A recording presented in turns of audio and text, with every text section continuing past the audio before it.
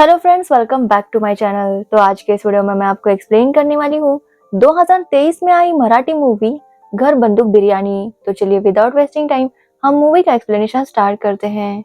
Movie start होती है महाराष्ट्र के एक गांव कोलागढ़ से, जहाँ के फॉरेस्ट एरिया में एक रिबेलियन ग्रुप रहता है जिसका कमांडर है पलम। उनके ग्रुप में एक मारिया नाम की लड़की है जो सबके लिए खाना बनाया करती है और शायद वो पलम की गर्लफ्रेंड भी है। मारिया का कहना था कि उन सबको अब सरेंडर कर लेना चाहिए क्योंकि सरकार बहुत से पैसे दे रही थी, लेकिन पलम का कुछ मकसद है जो उसे पूरा करना है। मारिया जब बिरयानी बनाने जाती है तभी पुलिस उन पर अटैक कर देते हैं, जिसमें मारिया को गोली लग जाती है। सब लोग एक्टिव हो जाते हैं और पुलिस और रिबेलियंस में लड़ाई होने लगती है। इस लड़ाई में मारिया और एक पुलिस ऑफिसर की डेथ हो जाती है। मारिया के जाने की वजह से पलम बहुत ही दुखी था। यहाँ पर पलम का कैरेक्टर थोड़ा फनी दिखाया गया है। पलम एक रेबिलियन था और वो कमांडर भी था, लेकिन उसके टीम वाले अक्सर ये बात भूल जाते थे और सारे फैसले खुद ही किया करते थे। फिर पलम को उन्हें याद दिलाना पड़ता कि कमांडर वो है। मारिया के जाने के बाद उनके खाने के बहुत सारे प्रॉब्लम्स हो रहे थे क्योंकि उनके ग्रुप में किसी को भी अच्छा खाना बनाना नहीं आता था, इसलिए सभी लोग मारिया को मिस कर रहे थे। उसी गांव में राजू नाम का एक लड़का रहता है जो लड़की देखने के लिए आया है। वो जब लड़की को देखता है तो उसे वो लड़की बहुत पसंद आती है। उस लड़की का नाम था लक्ष्मी। जो बंदा उन दोनों की शादी फिक्स करवाने वाला था वो लक्ष्मी के पापा को झूठ बोल रहा था कि राजू का खुद का घर है और खेती बाड़ी भी है, लेकिन राजू उन्हें सब कुछ सच बता देता है कि वो अनाथ है और उसके पास कोई भी प्रॉपर्टी नहीं है। वो एक ढाबे पर काम करता है, लेकिन वो सबसे बेस्ट बिरयानी बनाता है। लेकिन वो ये वादा करेगा कि वो उनकी बेटी को हमेशा खुश रखेगा। लेकिन लक्ष्मी के पापा इस रिश्ते के लिए मना कर देते हैं। लेकिन लक्ष्मी को राजू पसंद आ गया था। वो अपने पापा के साथ झगड़ा करती है और उन्हें कहती है कि राजू भले ही गरीब हो, लेकिन वो मन का सच्चा है, इसलिए वो उसी के साथ शादी करना चाहती है। अपनी बेटी की जिद की वजह से उसके पापा इस शादी के रिश्ते के लिए मान जाते हैं, लेकिन उनकी एक कंडीशन थी कि राजू को अपना खुद का घर लेना होगा, तभी वो लक्ष्मी की शादी करवाएंगे। अब राजू को टेंशन आ गया था कि वो इतनी जल्दी घर कैसे खरीद लेगा, उसके पास तो इतने पैसे भी नहीं थे। तो वही सीन शिफ्ट होता है एक दूसरे सिटी में, जहाँ पर कॉलेज के बाहर कुछ लड़के लड़कियों को परेशान कर रहे थे। जब वहाँ पर पुलिस वाले आते हैं तो वो पुलिस वालों को भी परेशान करने लगते हैं। वो लड़के पॉलिटिकल फैमिली से बिलोंग करते थे, इसलिए सब लोग उनसे डर रहे थे कि तभी वहाँ पर एंट्री होती है राया पाटिल की, जो एक इंस्पेक्टर है, और वो उन लड़कों को बहुत ही बुरी तरह से पीटता है और उन्हें पकड़ लेता है। अब पॉलिटिशियन के बेटे को मारा था तो राया की ट्रांसफर कोलागढ़ हो जाती है, जिसकी वजह से उसकी वाइफ नम्रता उससे बहुत ज्यादा नाराज थी। राया एक बहुत ही ईमानदार ऑफिसर था, वो हमेशा सच्चाई के लिए लड़ता था, लेकिन नम्रता को ये बात पसंद नहीं थी। उसका कहना था कि बाकी के पुलिस वालों ने रिश्वत लेकर घर बंगले बना दिए, लेकिन राया अब तक उन्हें क्वार्टर्स में ही रखता है और उनके ये सच्चाई वाले कामों की वजह से उन्हें हमेशा ट्रांसफर ऑर्डर ही मिला है। नम्रता नहीं चाहती थी कि वो कोलागढ़ जाए, क्योंकि कोलागढ़ के बारे में अक्सर ये न्यूज आया करती थी कि वहां पर फायरिंग वगैरह होती है, जिसकी वजह से नम्रता उसके साथ आने के लिए मना कर देती है और वो अपने मायके में जाकर रहने लगती है। उसकी दो बेटियां थी जो वहीं के स्कूल में पढ़ती थी। अब इस सब की वजह से राया अकेला ही कोलागढ़ आ जाता है। तो वही पलम और उसके ग्रुप की बहुत ही बुरी हालत हो गई थी। बहुत लोग सोच रहे थे कि वो पुलिस वालों को सरेंडर कर दे ताकि उन्हें पैसे घर सब कुछ मिल जाए, लेकिन पलम उन्हें याद दिलाता है कि उन्हें बदला लेना है, जिसकी वजह से कुछ लोग मान जाते हैं, लेकिन सबका कहना था कि वो खाली पेट जंग नहीं जीत सकते। इसकी वजह से वो डिसाइड करते हैं कि वो एक ढाबे पर हमला करेंगे और वो वहां जाते हैं। तो वहां पर उन्हें बिरयानी बहुत पसंद आई थी और ये बिरयानी राजू ने बनाई थी। जब पलम को पता चलता है कि राजू बिरयानी इतनी अच्छी बनाता है तो उसे मारिया की याद आती है, इसलिए वो राजू को उठाकर अपने अड्डे पर ले आता है। अब राजू उन सब के लिए खाना बनाने वाला था। राजू वहां से भागने की कोशिश करता है, लेकिन उसे पकड़ लिया जाता है।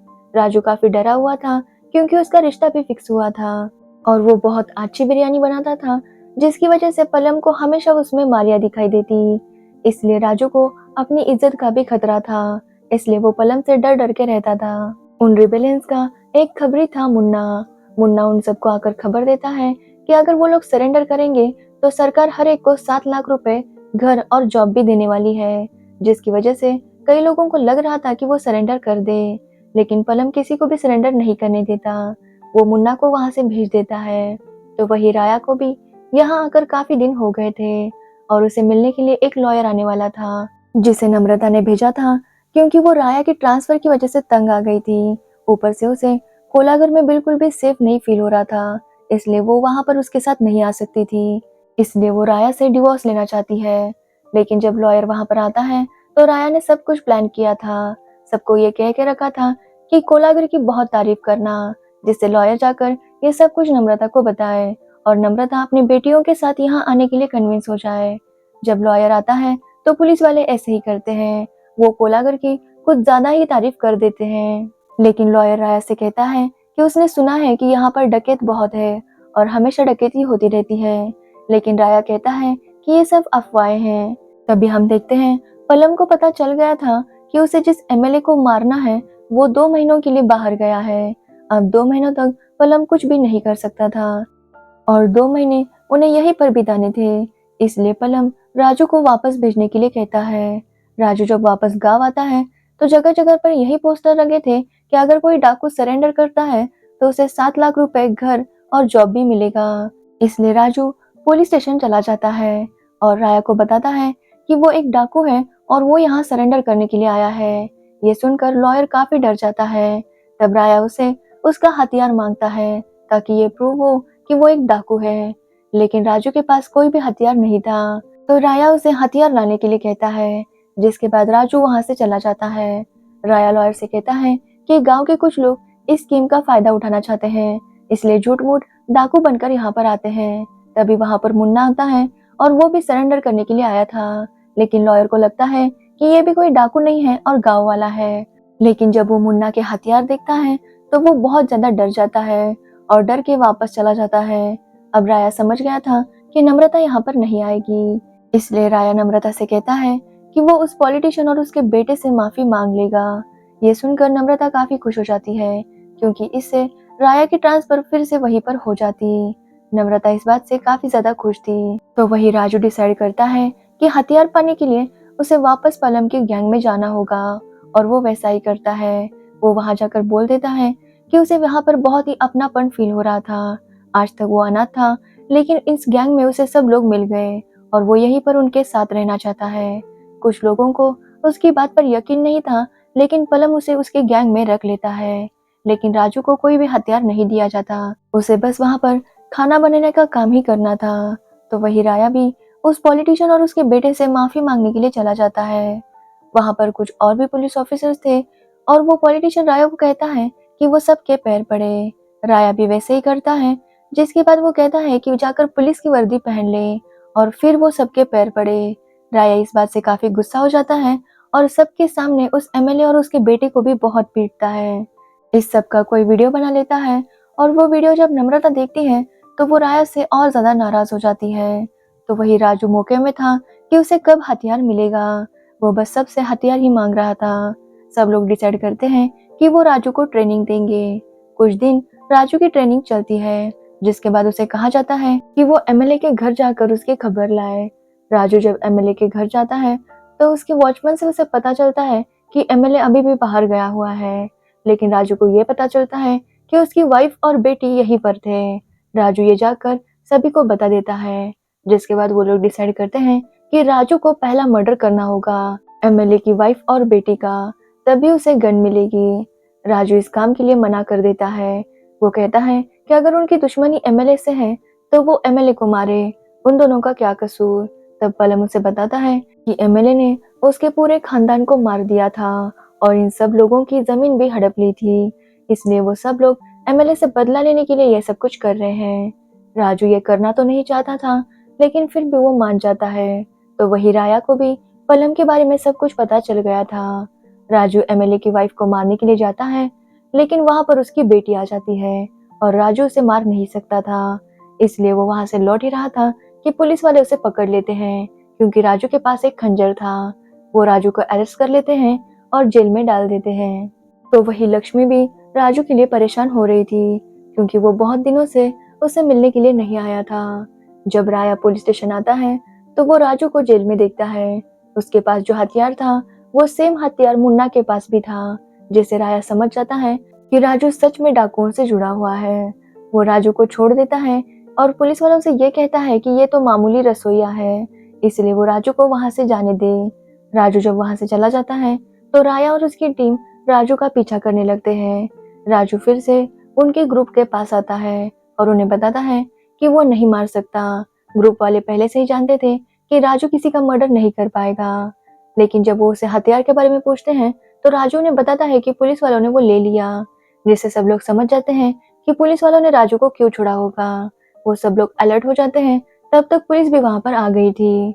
राया सबसे रिक्वेस्ट करता है कि वो सरेंडर कर दे। सरकार सरेंडर करने पर उन्हें पैसे, घर और नौकरी भी देने वाली है, लेकिन ये बात कुछ पुलिस वालों को पसंद नहीं आ रही थी कि इन डाकुओं को इतने पैसे, सब कुछ क्यों देना। राया सबको ऑर्डर देता है कि अगर कोई डाकू उन पर हमला भी करे तो उन्हें सिर्फ कमर के नीचे ही गोली मारनी है, जान से किसी को भी नहीं मारना है।